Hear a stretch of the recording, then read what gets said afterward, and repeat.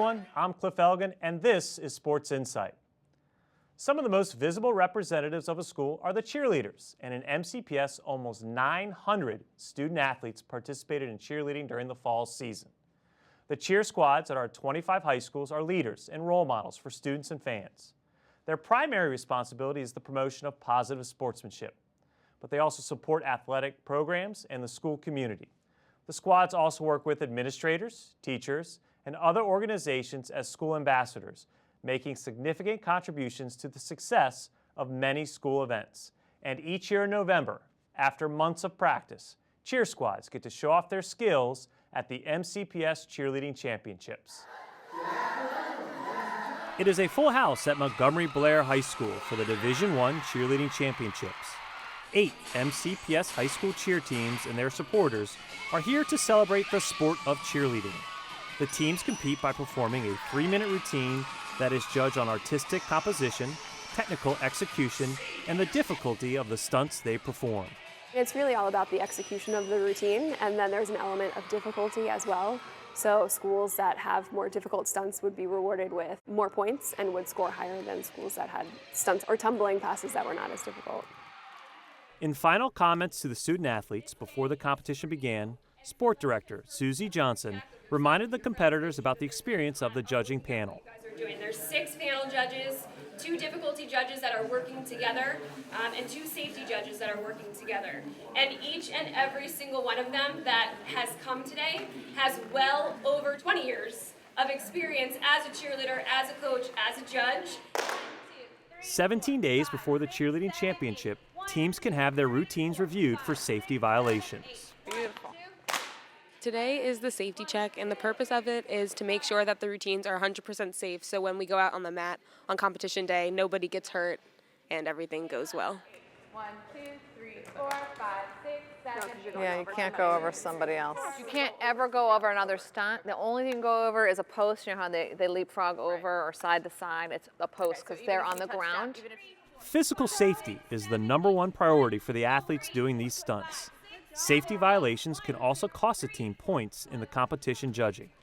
MCPS is the only school system in the state of Maryland to offer this safety check to their cheer teams. They really took great precaution this year about the stunt safety, and they had us go to a clinic where all the captains learned about the rule book and what's legal. I think it was really helpful this year that they went through that. Cheerleading is a 2-season sport at our high schools, and the championship occurs as the teams are transitioning from fall to winter seasons. Cheerleaders are also student athletes and role models in their school communities.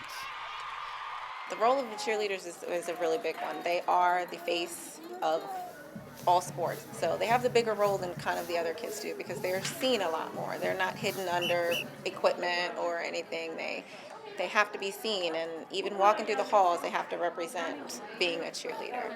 It gives them a hook in the school. It makes them want to come to school. They look forward to it.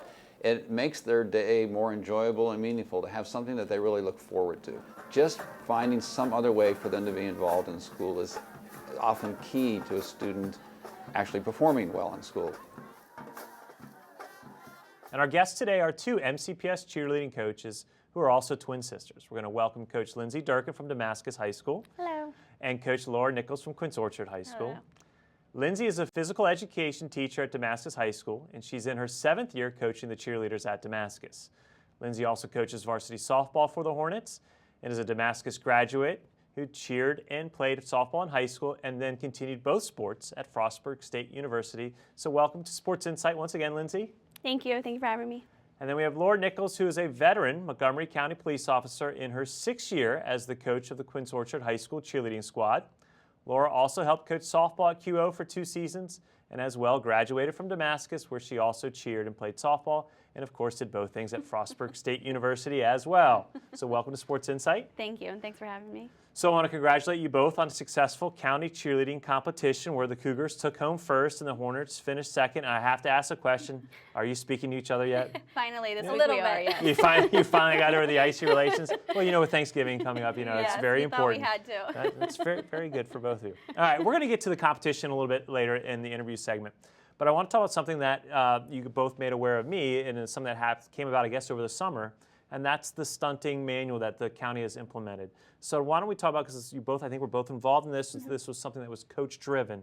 So take us sort of through the process and what it entails and what it contains.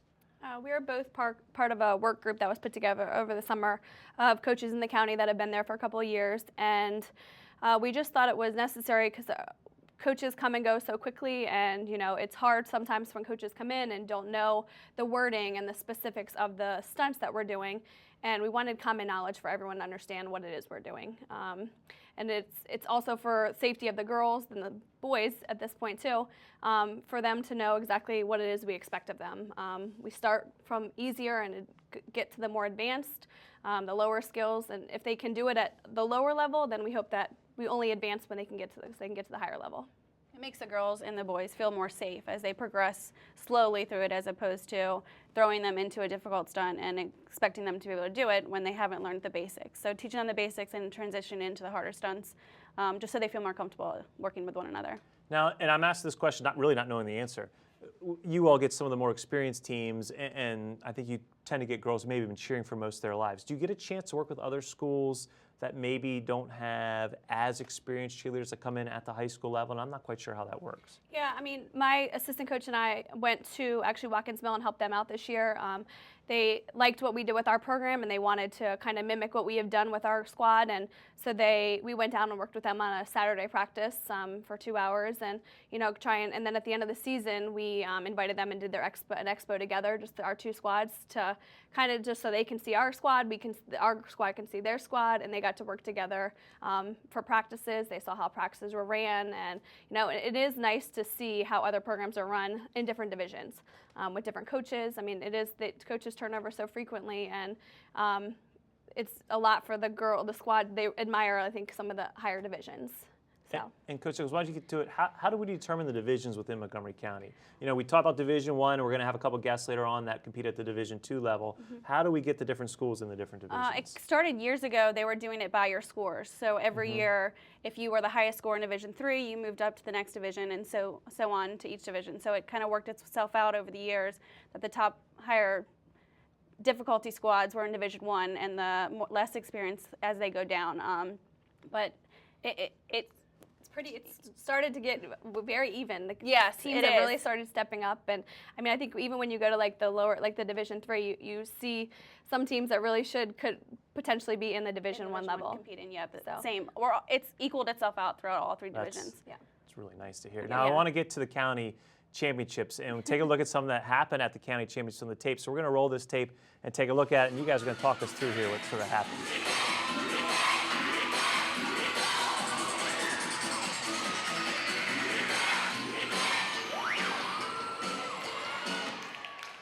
And there it goes. So the music's out, and you've got what? A couple girls started counting, and then as it progressed, the entire gym was counting with the girls, keeping them on count, keeping them on beat. It was a very interesting thing to see. I mean, the sportsmanship that you can see in the gym, helping them go through this routine, because as we know, technical issues happen. Never happened before, but of course it happens the day we don't want it to. But the amount of sportsmanship and the other squads cheering them on was just truly unbelievable. Well, and you mentioned before we started taping that your girls are kind of used to this because you usually play the music off your cell phone. So every time you get a phone call, the music cuts off, right? It does, and they know to keep going. So, so I guess it did help in those little mishaps at practice. And Lindsay, I think you mentioned something before we came on that the music's really the last thing that you put in a routine, correct? Yeah. So a lot of times the teams will know the routine just to counts alone before the music gets put into place. So you hope that once anyone helps to start counting that they can pick it up with it and stay on track. But it is pretty impressive that they were able to finish out the routine and to finish so strong as they did with the counts. As you can tell, they get a little bit faster too, which makes it a little bit more difficult. Well, and I like the end here. Yeah. It looks great with counts, but it looked even better with their music, unfortunately.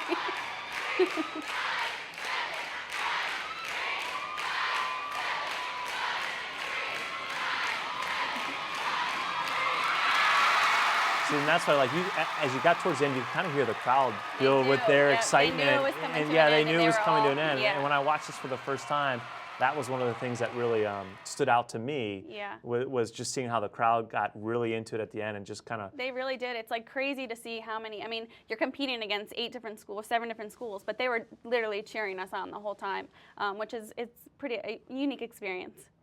And so now we've seen the competition. We know that's really what the girls really gear themselves for that competition. But that's over in early November, and we've still got a winter season to go through. And so, what are some of the other things? We'll start with Damascus. What are some of the other things that the cheerleaders are going to be involved in, throughout the course of the rest of this year? We've already started working. We met to start preparing cheers for basketball season, wrestling as well. We also cheer for bocce, and then we're actually looking forward to do another competition that Northwood's going to hold in January. So we'll actually keep practicing towards another competition as well. And over at Quince Orchard, more competitions, or? Yeah, we're actually looking to do one. I just talked to some of the heads of the cheerleading, and they said it would be okay if we did one at the Gaylord Hotel on December 17th. It's more of a outer county. I think there's more PG County schools and stuff, just to see the competition elsewhere. I think the girls are really excited. It's more of an all-star-based competition, so we'll see how Montgomery County stacks up with them.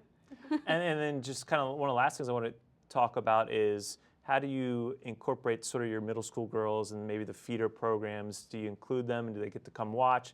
How does that work? And let's start with the QO community. We both, since we were at Damascus, when we cheered there, we used to have a cheer clinic. And I remember looking forward to cheering with the Damascus cheerleaders every year, wanting to go there as a middle school or elementary school. And so when it came to QO, I implemented that. Each year, sometimes 2 times a year, we do a program where we have upwards of 50 to 100 girls come out through elementary through 8th grade, and they get to learn for the full week, 2 hours a night, cheers, chants, dances, and they do a performance for their parents at the end of the week. And they love it.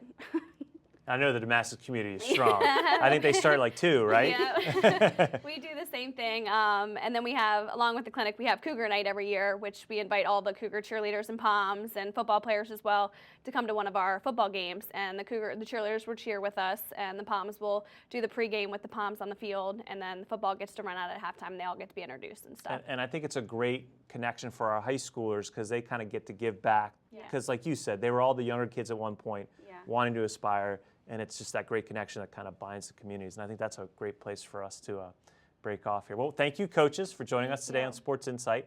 And congratulations to both of you for coaching 2 very fine cheerleading teams. Now let's go back to the gym at Montgomery Blair and experience the moment when the Quince Orchard Cougars were named winners of Division I cheerleading for 2016. The first place award today, Division I, goes to Quince Orchard.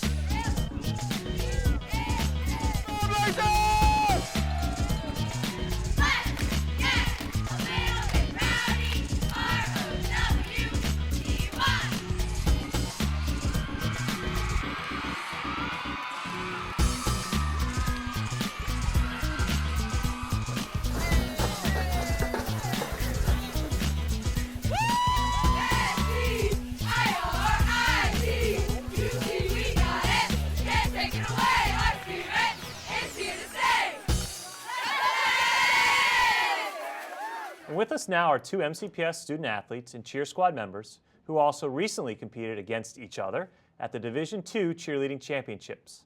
First, we welcome Rifa Ariella from Northwood High School. Rifa is a senior at Northwood and captain of the Gladiators varsity cheer team. She's been cheerleading for 3 years, and she also performs in dance and musical events at Northwood. Rifa loves working with the JV cheerleaders to help them improve and help build a strong cheer program at Northwood. Welcome, Rifa. Thank you for having me.